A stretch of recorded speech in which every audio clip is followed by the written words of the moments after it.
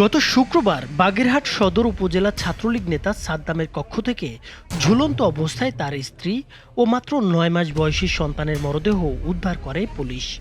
পরিবারের সদস্যদের দাবি, শিশু সন্তানকে পানিতে চুবিয়ে হত্যার পর আত্মহত্যা করেছেন মা।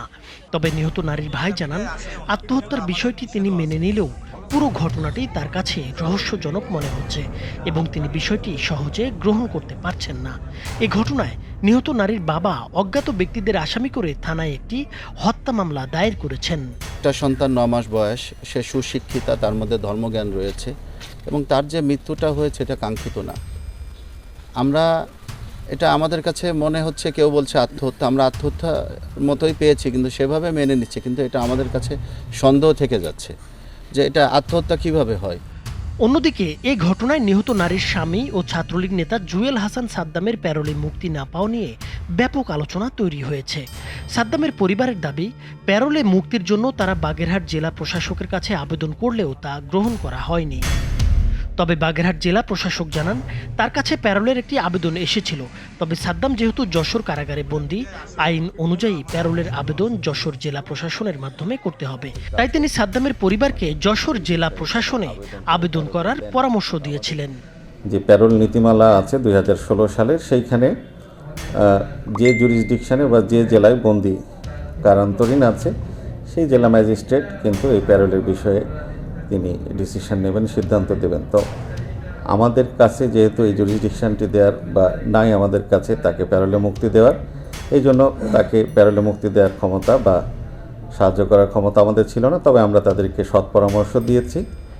এদিকে যশোর জেলা প্রশাসন বলছে, সাদ্দামকে প্যারোলে মুক্তি দেওয়া হয়নি এমন দাবি সম্পূর্ণ ভিত্তিহীন ও অসত্য।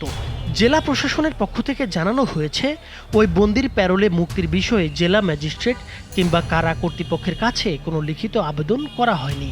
এমনকি ফোনের মাধ্যমেও তাদের সঙ্গে যোগাযোগ করা হয়নি। আমাদের বক্তব্য একদম পরিষ্কার। আমাদের যশোর ডিসি অফিসে কেউ আসেনি এবং কে আসেও নাই, যোগাযোগ করেনি, মোবাইলেও যোগাযোগ করেনি, অফিসেও কেউ আসেনি এবং আপনার কোনো আবেদন আমাদের কাছে করেনি। আমরা কালকে অফিসেও ছিলাম, 8টা পর্যন্ত, রাত 8টা পর্যন্ত অফিসে ছিলাম, আমি নিজেও ছিলাম। আমাদের অফিসে কেউ যোগাযোগ করে নাই, কেউ আপনার কোনো আবেদনও করে নাই, ইভেন কোনো ফোনেও কেউ কথা বলে নাই। এটা আমরা একেবারে অবগত না বিষয়টা নিয়ে। আমরা সকালেই জানলাম যে এরকম একটা বিষয়, কিন্তু আমরা কালকে পর্যন্ত কোনো আবেদন অথবা কোনো যোগাযোগ কেউ কিছু করেনি আমাদের সাথে। এ বিষয়ে যশোর কেন্দ্রীয় কারাগারের জেলার আবিদ আহমেদ জানান, মানবিক দিক বিবেচনায় কারা ফটকে বন্দী জুয়েল হাসান সাদ্দামকে তার স্ত্রী ও সন্তানের মরদেহ শেষবারের মতো দেখার সুযোগ দেওয়া হয়েছে। তিনি বলেন, প্যারোলে মুক্তি দেওয়ার এখতিয়ার জেলা প্রশাসনের। জেলা প্রশাসকের লিখিত অনুমতির ভিত্তিতেই প্যারোল কার্যকর করা হয়। তবে এক্ষেত্রে তাদের কাছে এমন কোনো অনুমতিপত্র ছিল না।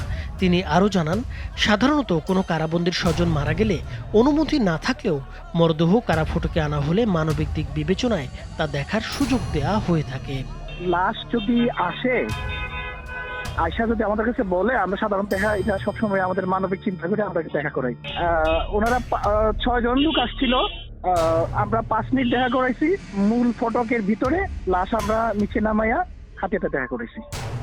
এদিকে স্বরাষ্ট্র মন্ত্রণালয় এক বিবৃতিতে জানিয়েছে, সাদ্দামের প্যারোলে মুক্তির বিষয়ে তার পরিবারের পক্ষ থেকে যশোর জেলা প্রশাসক, জেলা ম্যাজিস্ট্রেট কিংবা যশোর কেন্দ্রীয় কারাগার কর্তৃপক্ষ বরাবর কোনো আবেদন করা হয়নি।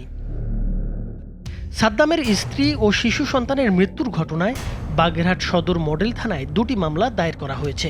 নিহত স্বর্ণালীর পিতা রুহুল আমিন হাওলাদার অজ্ঞাত ব্যক্তিদের আসামি করে একটি হত্যা মামলা দায়ের করেছেন। পাশাপাশি পুলিশ বাদী হয়ে একটি অপমৃত্যু মামলা করে। পুলিশ জানিয়েছে, ময়না তদন্তের প্রতিবেদন পাওয়ার পর মামলার ব্যাপারে সিদ্ধান্ত নেওয়া হবে। উল্লেখ্য, 2024 সালের 5 আগস্ট থেকে আত্মগোপনে ছিলেন জুয়েল। গত বছরের 5 এপ্রিল গোপালগঞ্জ থেকে তাকে গ্রেপ্তার করে পুলিশ। তখন থেকেই বিভিন্ন মামলায় কারাগারে আছেন তিনি। নাইমুর হোসেন, মাছরাঙা টেলিভিশন।